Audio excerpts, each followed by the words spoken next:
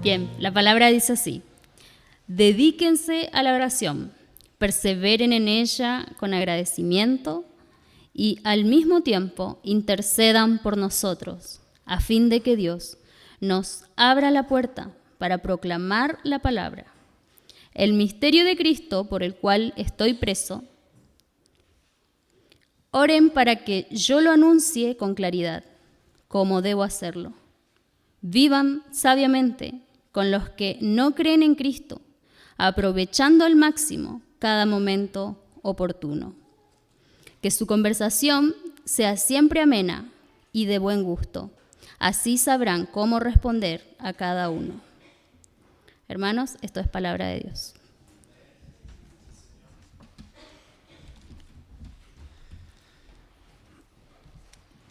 Hola, querida iglesia. Gracias a la persona que respondió por ahí.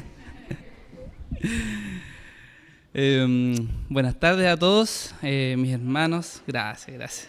Ahora sí. Mi nombre es Hugo, como decía el pastor Chris, soy aprendiz ministerial de esta iglesia y también de la Fundación CAMDES. Y hoy día para mí es un privilegio compartir la palabra con ustedes. Y bueno, ya comenzamos una nueva serie de sermones en un momento en que como país estamos a menos de un mes de las elecciones presidenciales. Y hoy los candidatos a la moneda están buscando apoyo en distintos sectores, donde cada colectivo busca levantar sus prioridades. Los empresarios, por un lado, piden reducción de impuestos. Los agricultores piden apoyo en la producción. Los ambientalistas piden que se accione contra el calentamiento global. Las diversidades piden derechos sexuales y reproductivos y hay un largo etcétera que podríamos añadir. Pero lo que podemos ver es que todas las agrupaciones buscan resaltar lo que es más importante para ellas. Pero ¿cuáles son las prioridades de la iglesia? La semana pasada, Jonathan Mique, mi flamante entrenador, nos llevó a pensar en el llamado de los seguidores de Jesús a ser la luz del mundo y a reflexionar en torno a nuestra responsabilidad como creyentes de amar a nuestro prójimo mediante el testimonio brillante del Evangelio.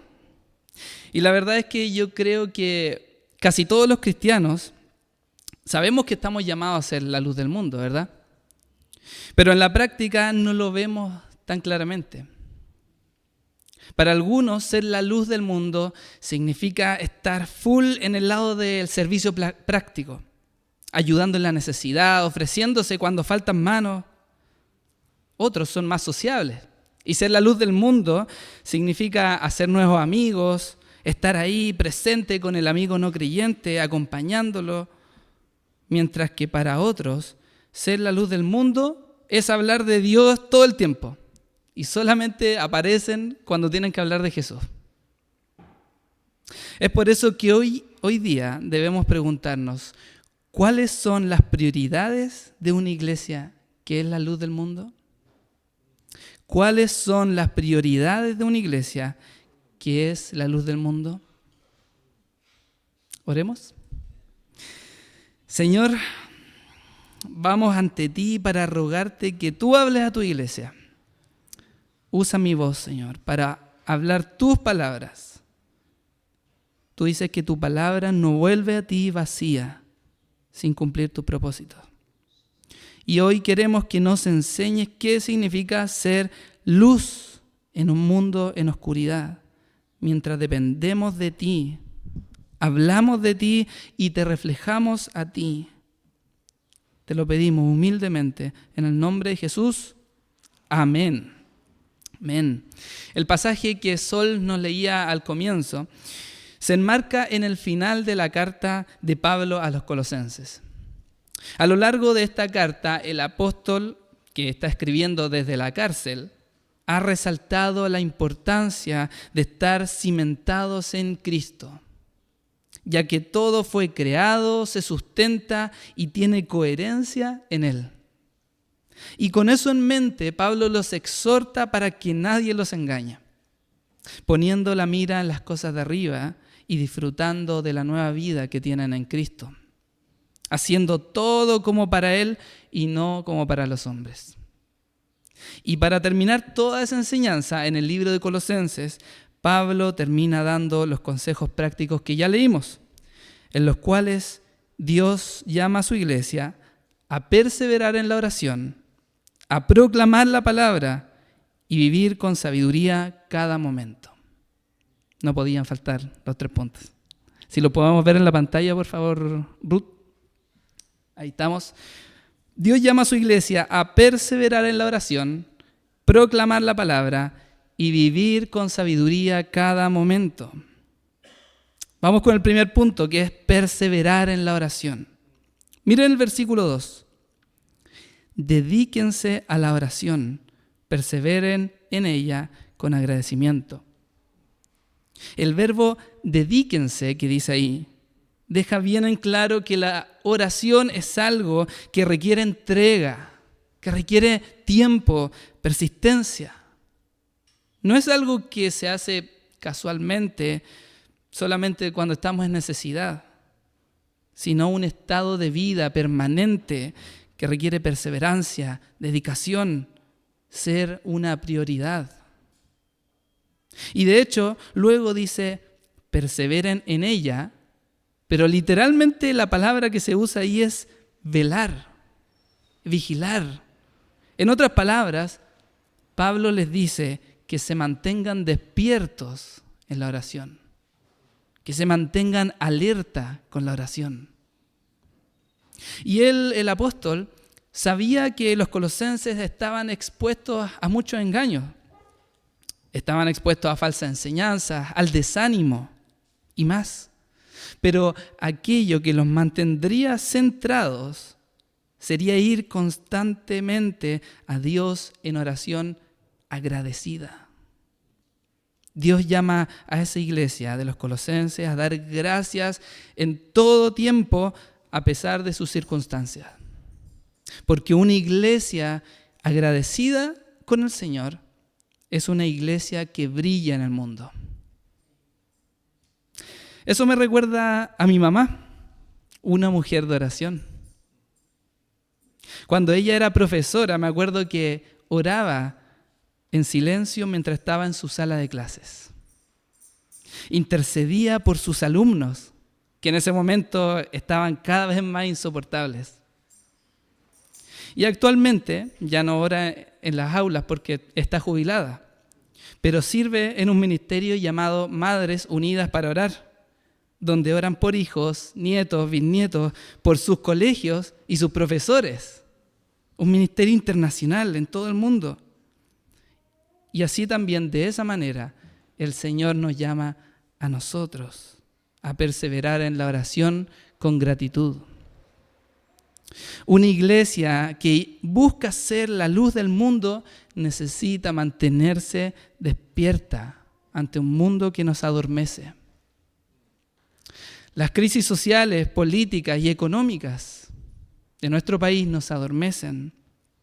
Los problemas de plata, de salud, de familia, nos adormecen.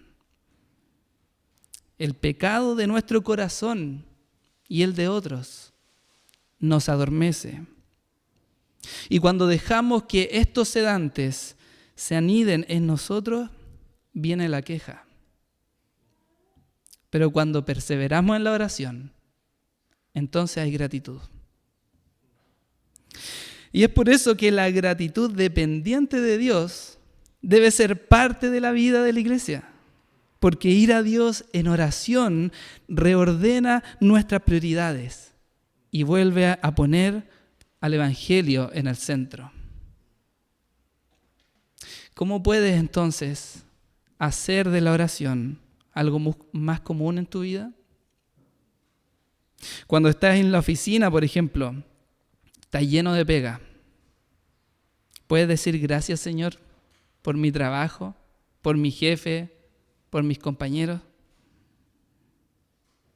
O cuando estás en la casa cuidando a tus hijos, cocinando, lavando la ropa, cansado, cansada, ¿puedes ir al Señor en oración y decirle gracias, Señor?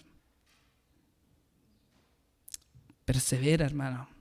Querido hermano, querida hermana, persevera en la oración agradecida. Pero ser la luz del mundo no solo significa orar, sino también proclamar la palabra con claridad. Eso nos lleva al segundo punto. Mira el versículo 3. Y al mismo tiempo intercedan por nosotros a fin de que Dios nos abra la puerta para proclamar la palabra, el misterio de Cristo por el cual estoy preso. Para Pablo, su preocupación principal no era que se abrieran las puertas de la cárcel para salir luego de ahí, sino que tener las puertas abiertas para proclamar la palabra. Y para esto, él no confiaba en su capacidad de convencimiento, ni en sus influencias, ni en sus redes de contactos, sino en el Dios que es poderoso para abrir esas puertas, para que el nombre de Cristo fuera conocido. Y aquí voy a hacer un paréntesis porque quizá para alguien puede ser extraño leer donde dice el misterio de Cristo, dice ahí, en el versículo 3.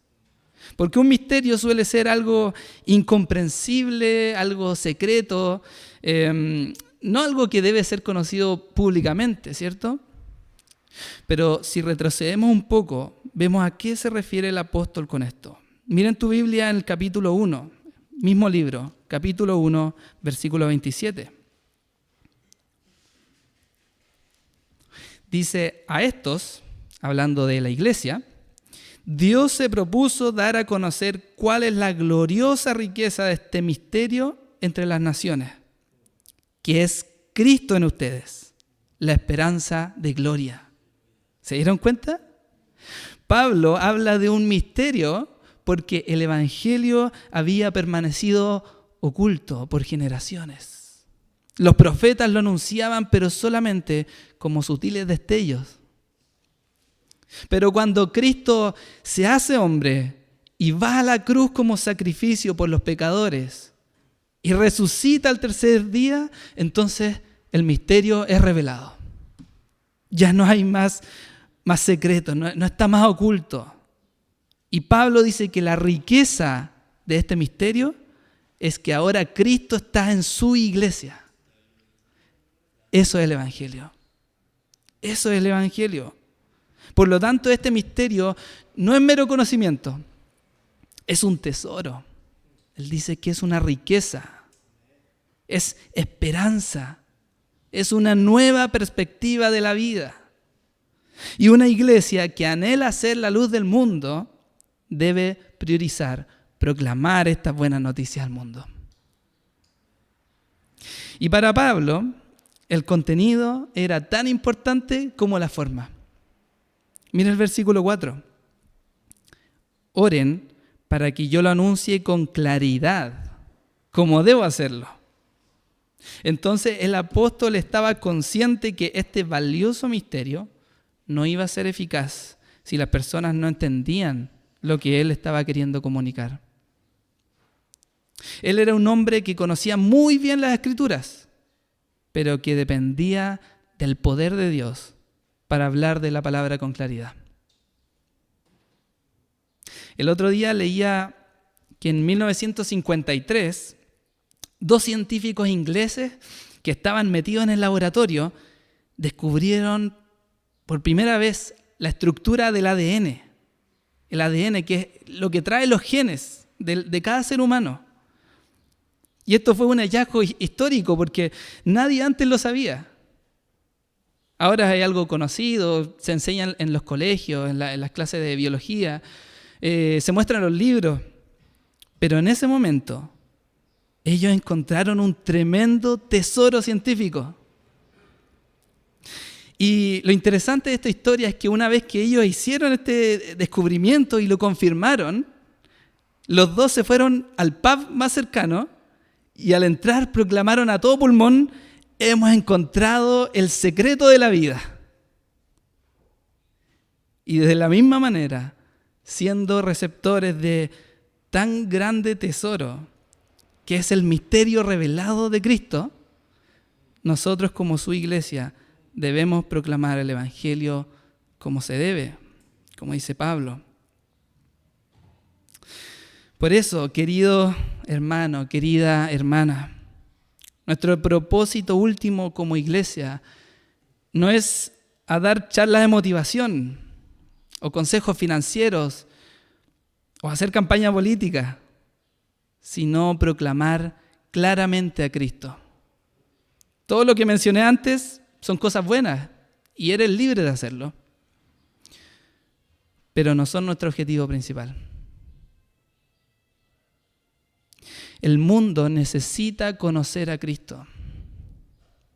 Y a ti y a mí se nos ha dado el privilegio de darlo a conocer. ¿Cómo lo estamos haciendo? A veces pedimos, como Pablo, a Dios que abra las puertas, ¿cierto? Pero cuando por fin se da esa oportunidad de hablar de Cristo, flaqueamos, arrugamos, sentimos temor y nos avergonzamos. O por el contrario, cuando llega esa oportunidad, hablamos de Cristo, pero en un lenguaje inentendible, que ningún no creyente nos va a entender. ¿Cómo podemos avanzar en esto? En hablar del Evangelio con ese amigo del trabajo, ese amigo de la universidad, que a lo mejor lo conoces hace años, pero nunca le has hablado de tu fe. ¿Cómo puede hacer que ese familiar o ese vecino escuche por fin las buenas noticias de Jesús? No es fácil, hermano. No es fácil perseverar en proclamar la palabra. Mira, Pablo estaba en la cárcel por hacerlo. Pero cuando tengas ese temor, confía en que el mismo Dios que abre las puertas también te da el poder para proclamar su palabra con claridad. Y ahora bien, en este pasaje vemos que el testimonio cristiano, más que ser un evento puntual, consiste en un ejercicio constante durante toda la vida. Y esto nos lleva al siguiente punto. El primero era perseverar en la oración. Segundo, proclamar la palabra. Y el tercero, vivir con sabiduría cada momento. Leamos el versículo 5. Vivan sabiamente con los que no creen en Cristo, aprovechando al máximo cada momento oportuno. Como ven, para Pablo no solo es importante proclamar el Evangelio, verbalizarlo, sino también vivirlo con sabiduría entre los no creyentes. Por lo tanto, lo que él está diciendo es que el testimonio cristiano consiste tanto en el mensaje como también en la forma de vivir. Por lo tanto, ambas deben ser congruentes. Es más, esa frase que dice ahí, aprovechando al máximo cada momento oportuno, se traduce en otras versiones como redimiendo el tiempo. ¿Qué significa redimir el tiempo? Redimir, un concepto que escuchamos para hablar de Cristo, ¿cierto? Jesús nos redime, pero ¿qué significa redimir el tiempo? En otras palabras, Pablo está dando a entender que muchas veces el tiempo del cristiano está cautivo, está atrapado, de tal manera que es necesario rescatarlo para poder vivir sabiamente. Y por eso Pablo continúa en el versículo 6. Mira lo que dice. Que su conversación sea siempre amena y de buen gusto. Así sabrán cómo responder a cada uno. Una de las formas, entonces, en que el cristiano redime su tiempo es siendo sabio en sus conversaciones. De hecho, la traducción más literal de esa frase es que sus palabras sean siempre con gracia, sazonadas con sal. En otras palabras, la conversación del cristiano es sabrosa. no es desabrida ni amarga. Las palabras del creyente son de buen gusto. Salen de la boca con sabiduría y mejoran toda conversación. Hace poco probé por primera vez el Tajín. ¿Alguien conoce el Tajín? Sí, amén, dice aquí. Aquí lo traje como muestra. ¿Qué es el Tajín? El Tajín es un aderezo mexicano que está hecho con 7 ajíes diferentes, sal y limón deshidratado. Y cuando lo probé por primera vez, me encantó. Creo que no he probado un mejor aderezo que este. Entonces, si te gustan los sabores fuertes o el picante, te va a encantar. Te lo recomiendo.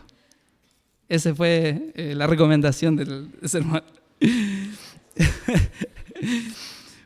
Así también, como este Tajín, nosotros como iglesia estamos llamados a sazonar nuestros ambientes con sabiduría y amabilidad, sabiendo cómo responder a cada persona. Hermanos, nuestro tiempo en la tierra es corto. Y creo que no debemos desperdiciarlo. Cuando te sientas tentado a esto, recuerda el Evangelio, recuerda el misterio de Cristo revelado y ponle sabor a tus palabras. Todos nosotros tenemos algún tipo de conversación diariamente y muchas veces no la aprovechamos con sabiduría.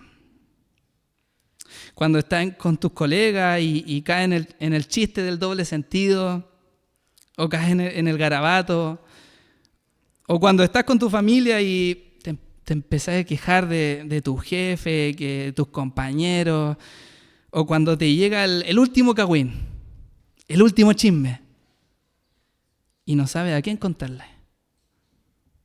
O cuando incluso las personas ya, tu vecino ni siquiera quiere hablar contigo porque siempre que le hablas de algo es algo malo. Y le hablas de manera agresiva. Cuando pasen estas cosas, recuerda esto. Somos llamados a vivir el Evangelio aprovechando al máximo cada momento. Porque el Evangelio es lo mejor que tú le puedes dar a otra persona. Cuando eres sabio, las personas alrededor tuyo te van a escuchar. Pero cuando eres irrespetuoso, eres conflictivo, las puertas se cierran. Y quizá a lo largo de este sermón te has dado cuenta que quizá no estás siendo consecuente con este llamado a ser la luz del mundo. El Evangelio no está al centro de nuestras vidas, sino que hemos colocado primero nuestras prioridades antes que las prioridades de Dios para nosotros. No hemos hecho de la oración constante una prioridad, sino más bien nos hemos dedicado a la autosuficiencia. Yo me valgo por mí mismo y al reclamo. No hemos priorizado hablar claramente del Evangelio, sino que lo hemos escondido, hablando de nuestros propios sueños y anhelos. No hemos priorizado ser sabios en nuestra vida y en nuestras conversaciones. Más bien nos hemos dejado muchas veces de llevar por el ritmo del mundo. Y aún así, hoy Jesús te vuelve a decir, igual que la semana pasada, ustedes son la luz del mundo. Ustedes son la luz del mundo. No es una frase condicional. No dice, ustedes podrían llegar a ser la luz del mundo si es que oraran más, si es que hablaran más del Evangelio, si es que fueran más sabios en tu vida, vas a ser la luz del mundo. No. Jesús nos dice, ustedes son la luz del mundo. Por lo tanto, te invito a reconsiderar ese llamado hoy a la luz de su palabra y renovar tu compromiso con Cristo. Vuelve a colocar el Evangelio al centro. Recuerdo un himno que cantaba en mi antigua iglesia. Brille Cristo solamente en nuestras vidas. Haz tu luz resplandecer. Deja que Cristo brille en tu vida. No lo escondas, no lo tapes. Deja que aquel Jesús que primero dijo, yo soy la luz del mundo, resplandezca en tus conversaciones, en tus decisiones, en tus prioridades. Por lo tanto, hermanos, nuevamente, ¿cuáles son las prioridades de una iglesia que es la luz del mundo? Perseverar en la oración, proclamar la palabra y vivir con sabiduría cada momento. Oremos. Padre de la luz, vamos ante ti, arrepentidos, Señor. Hemos puesto nuestras prioridades antes que las tuyas. Relegamos la oración a ser un mero accesorio.